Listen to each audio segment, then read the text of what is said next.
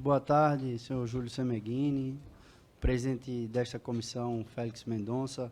E acho que o encontro de hoje tem um momento especial. A gente reunir a Comissão da Educação e da Ciência e Tecnologia. São duas pautas que andam irmanadas. A gente reunir no mesmo ambiente as duas comissões são muito importantes e para um debate que precisa entrar na vida real. A gente precisa entender que os riscos são grandes. E tudo isso começa a partir de um mesmo princípio. A gente vê uma equipe econômica que acha que o povo brasileiro, ou que o Brasil real, pode caber dentro de uma planilha de um Excel. Não cabe. O Brasil é muito grande, o Brasil é muito diverso. Para governar, precisa conhecer as diferenças regionais do nosso país. Eu venho da região Nordeste, eu sei o quanto é diferente da região Sul e Sudeste do nosso país. Agora, para destruir é muito rápido, para construir leva tempo. Nós temos que ter o cuidado de não permitir que avanços do povo brasileiro sejam destruídos. E os números nos preocupam muito. E aqui eu não estou falando apenas como vice-líder do PSB, como deputado, mas eu quero falar principalmente como jovem de 25 anos de idade, como ex-aluno de uma universidade federal e como ex-bolsista do CNPq de iniciação científica. Tive a oportunidade durante o ano de fazer um projeto científico na minha universidade, auxiliando uma pesquisa de mestrado e de doutorado. Então, quando a gente olha um corte de 18% só para bolsas no CNPq, de 174 milhões, a CAPES perdeu 119,3 milhões dos 4,1 bilhões à sua disposição, 19%. Um corte no MEC de 5,8 bi, dá 24%. E o segundo maior corte da esplanada foi em cima do Ministério da Ciência e Tecnologia, 42% do orçamento. Um corte linear de 30% no orçamento de todas as universidades. E até agora a gente não encontra por parte do governo federal uma justificativa razoável para isso. A gente, como aqui foi bem dito, a gente está solidário a vocês, a gente está solidário à comunidade científica, está solidário àqueles que fazem a pesquisa, que fazem o desenvolvimento, que fazem a academia brasileira. Segundo a própria CAPES, 95% da produção científica do nosso país no mundo vem das universidades públicas. A OCDE diz, a gente está na 16ª posição entre 36 países da OCDE no gasto per capita com nível superior. Nós estamos gastando abaixo da média, que é de 14,2 mil dólares por aluno por ano.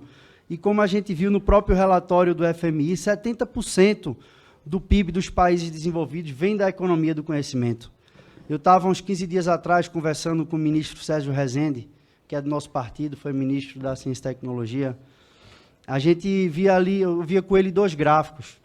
A gente via os principais PIBs do mundo e via quais eram os países que têm o maior número de publicações no mundo. É exatamente igual. O maior PIB é dos Estados Unidos, é o país que mais publica, depois é a China e assim por diante. Não tem como pensar em crescimento econômico sem fortalecimento das nossas instituições de ensino, de pesquisa, de extensão. Por isso, a gente tem que trazer essa luta para o povo brasileiro. Não é uma luta do parlamento, não é uma luta da comunidade. O povo brasileiro, a juventude brasileira tem que estar unida nisso. A gente tem muitos bons exemplos, como a da doutora Celina, que, através da Fiocruz e da Universidade Federal de Pernambuco, identificou e coordenou os trabalhos da síndrome do Zika vírus. Isso saiu lá do Nordeste. Isso daí pautou a medicina no mundo. A gente viu ela sair na lista das 100 personalidades mais influentes do mundo da revista Time, uma pesquisa iniciada numa instituição pública brasileira, do Nordeste brasileiro. Então, não é razoável a gente aceitar o que está acontecendo, e eu acho que a gente tem que se juntar para unir nossas forças, deixar qualquer diferença que tenha de lado, mas unir em favor da academia, em favor da pesquisa, em favor do conhecimento.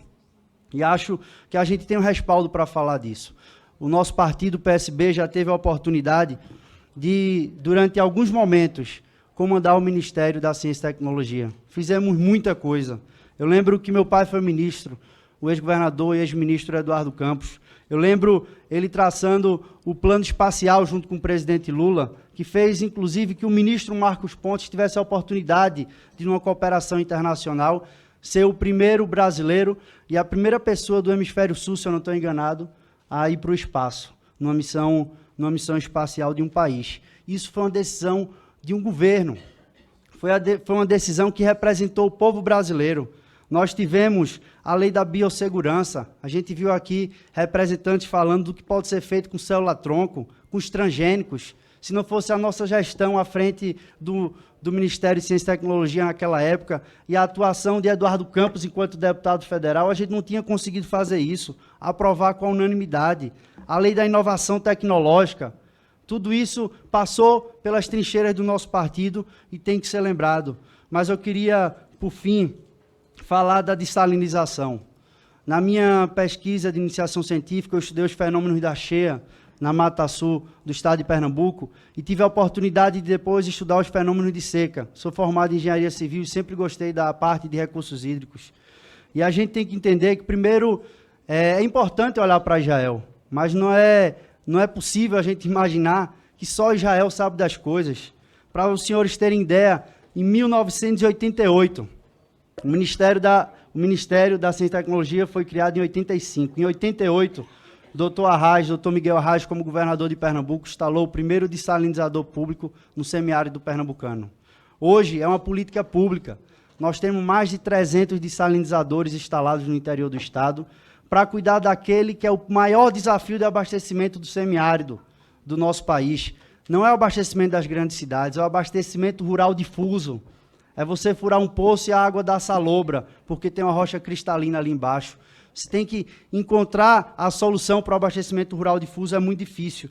Então, eu queria deixar aqui a pergunta que nós vimos a portaria 888 de 2019, que cria uma espécie de protótipo, um laboratório para se pesquisar, e que é bom, mas a gente precisa tirar isso do campo experimental e colocar num campo da realidade brasileira. A gente precisa espalhar isso no nosso semiárido, espalhar isso na região Nordeste para ser uma realidade. A dessalinização de água já existe em Pernambuco, funciona e precisa ser uma realidade para o Brasil. Eu queria deixar essa sugestão para o Ministério.